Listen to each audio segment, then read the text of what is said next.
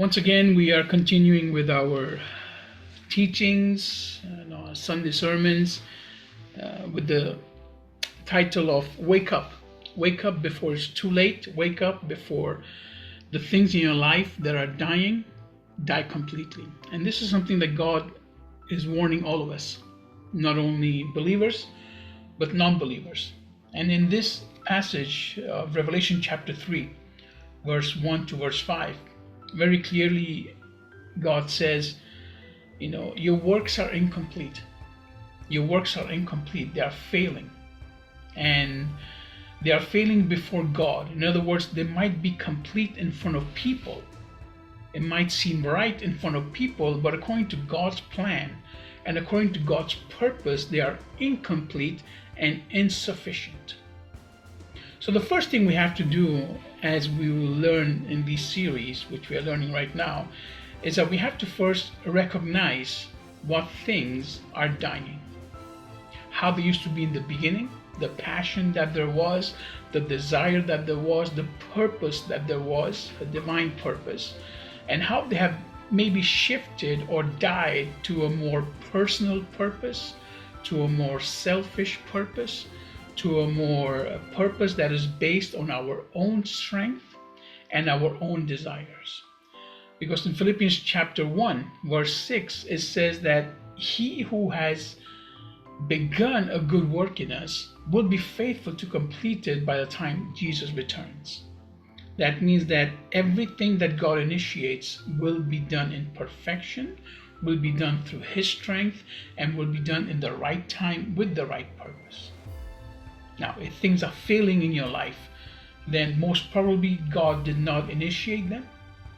And if He did initiate them, then probably you are doing them in your own strength, and that's why you are failing.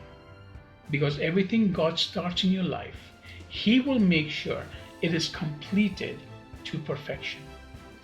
The only way God can start something in your life is if you surrender completely to Him. In other words, you forget who you are, you forget who you want to be, you forget who you think you are or what you think you can do. It's completely useless to Him. God wants you broken, repented, and useless so that He can make you and mold you for that perfect plan He has for you to be blessed and for everyone else to be blessed around you. That's the way God works. Now, if you don't know Jesus Christ, then there is no hope for you.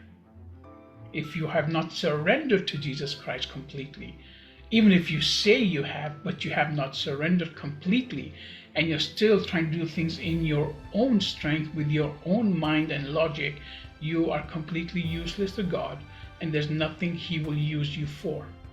You will be on your own, sowing your own seeds and reaping your own works, which will end up towards corruption. But God says that when you sow into the Spirit, through His Word, you will achieve the spiritual purpose in your life, and that will reflect in the natural as well.